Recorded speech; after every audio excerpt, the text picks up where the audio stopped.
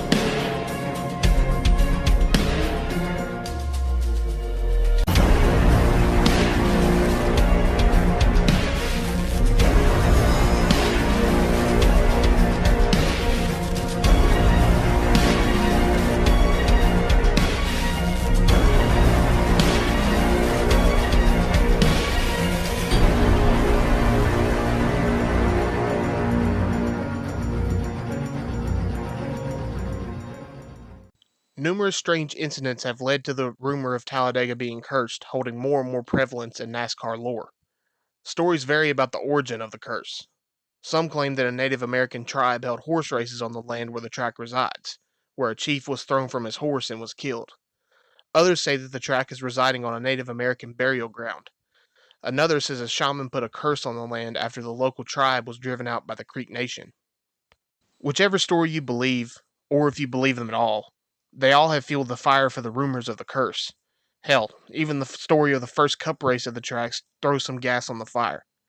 Slapshoes already has a very in-depth video on the race, so I won't go too much into it. It's a good watch, by the way. I highly recommend it. But anyway, I'll give a quick rundown. The Professional Drivers Association, or the PDA, was led by Richard Petty, and they boycotted the race due to tire failures in practice. Firestone withdrew from the race because of the failures, and because of the boycott, Bill France allowed the sportsman drivers to compete in the Cup race. Richard Brickhouse would win behind the wheel of the Dodge Charger Daytona. It was the first race for the Dodge Daytona and the lone win for Brickhouse. The second place finisher Jim Vandiver was convinced that he had lapped Brickhouse and won. Conspiracy theories state that the win stood because Brickhouse was driving the new Daytona and Dodge wanted their pride and joy in victory lane. Whether you believe that or not, it makes for a compelling and fitting end to what is regarded as the worst race in NASCAR history, and an even more compelling beginning to the Talladega Curse. The next part of this potential curse takes us to May 6th, 1973, for the running of the 1973 Winston 500. It's remembered for the massive 60-car field that took the green flag. Nearly 40 miles per hour separated the pole time and the slowest time. On the 10th lap of the race, Ramos Stott's number 90 blew an engine on the exit of Turn 2. His Mercury slid to the outside wall, then slid to the inside. With the warm low 70s temperature and the area not experiencing any rain for days on end, dust became a problem. A massive one. When Stott's car went sliding in the grass, a huge cloud of dust blocked the track. Earl Brooks, Ronnie Daniel, Larry Smith, and Wendell Scott had been a lap down, but were involved in the crash due to the massive dust cloud. Car after car came off of Turn 2 and plowed into the wreckage. A big part of the carnage was the rule of racing back to the line in event of a caution. Not only that, they were also allowed to race back to the pace car. They didn't slow down in fear of being passed. Some cars ended up not being involved their first time going through, but ended up piling in their second time. Ramos Stott would go on to say, when he was asked about the accident, that he was getting out of his car when the safety truck pulled up, and somebody hit the safety truck and knocked the men off of it. One must have traveled 30 feet in the air.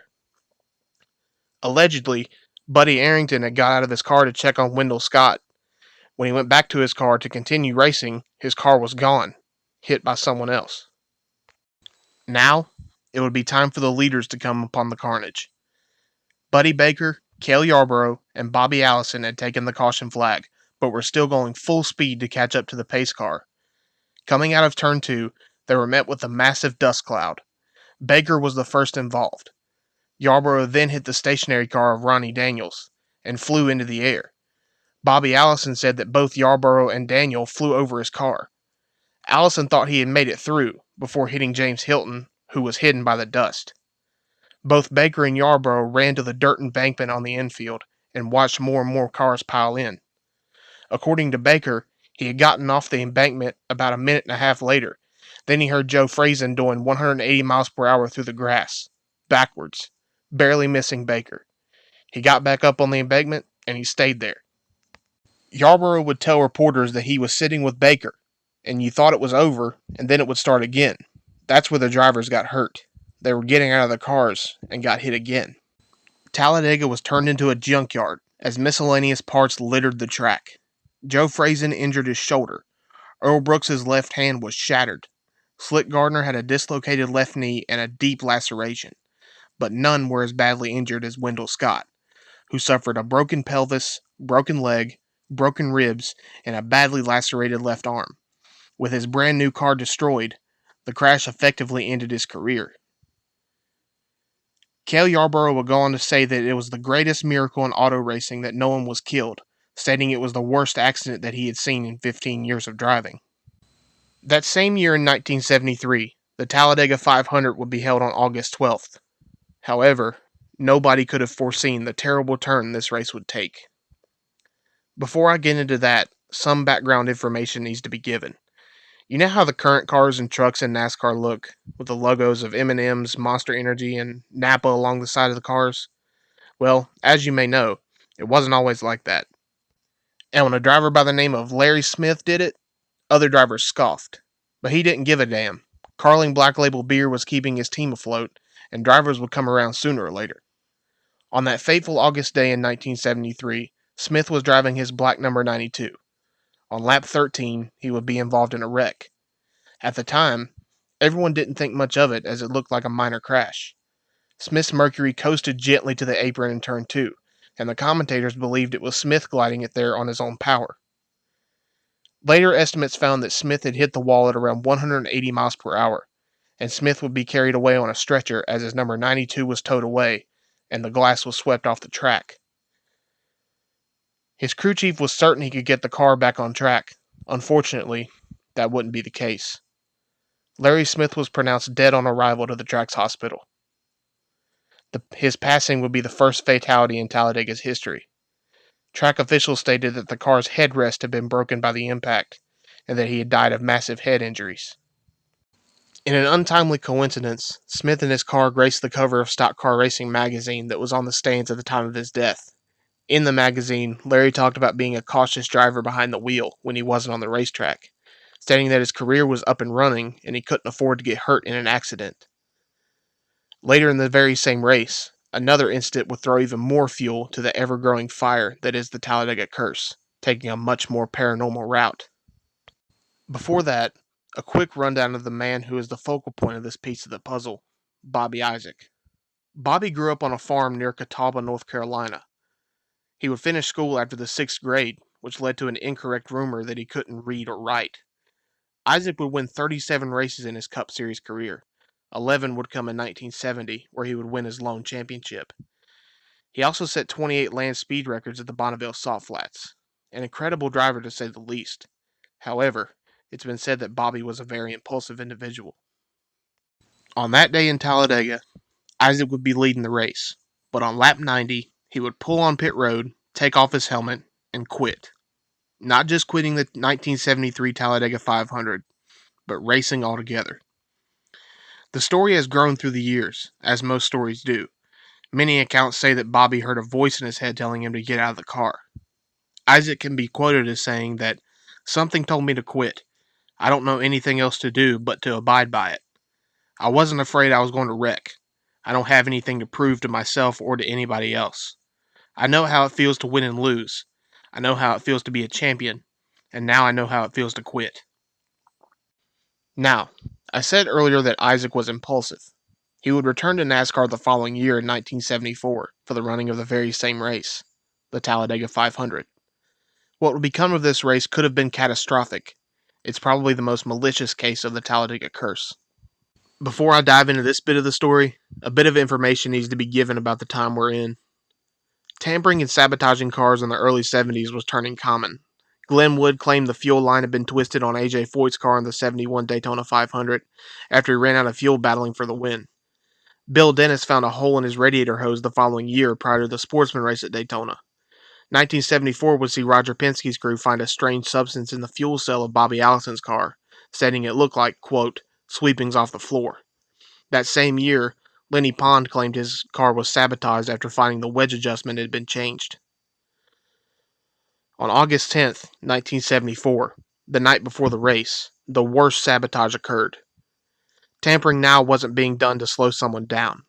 As Buddy Baker claimed, attempted mass murder.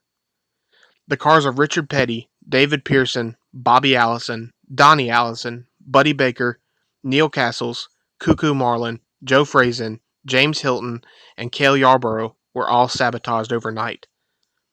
Tires were cut along the inside rim so it would be unnoticeable and air wouldn't leak out until it went on the track. Oil lines, fan belts, and radiator hoses were cut with a razor.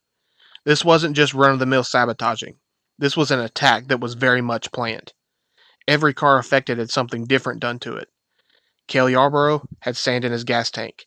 David Pearson, his car's tires were slashed. Richard Petty, the toe end was loosened.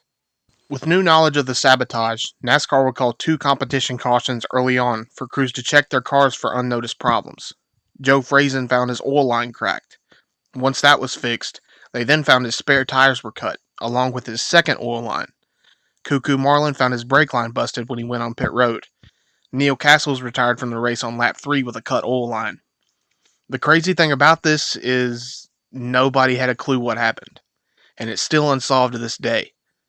I really wish it didn't go unsolved, not only to see justice come to the person or people that did this, but I also want to see if Buddy Baker's quote will come to life, where he said, when they catch whoever is responsible, they shouldn't take him to jail. They should just bring him to a driver's meeting and close the door. To many, the 1987 Winston 500 is not a case of cars going too fast for their own good, but another example of the Talladega Curse. On May 3, 1987, a turning point in regard to speed and safety in NASCAR would take place. Davey Allison would take the checkered flag, the first of his career, but the victory will be overshadowed by an accident involving his father, Bobby. On lap 22, Bobby experienced a tire failure. When the car spun around, the rear end of the car lifted into the air and headed towards the catch fence. Allison's car ripped almost 100 feet of catch fencing. 2 large cables backing the fence deflected Allison's car from heading into the grandstands. Had those cables not held up, the accident could have been on the same scale of the 1955 Le Mans disaster. The Talladega Curse wouldn't affect NASCAR for quite a few years. Many seem to think that it had went away. That was until the 1993 Die Hard 500, the most tragic event for Alabama's racing family. Neil Bonnet was making his first start in 3 years after a near career-ending crash. However, tragedy was soon to follow.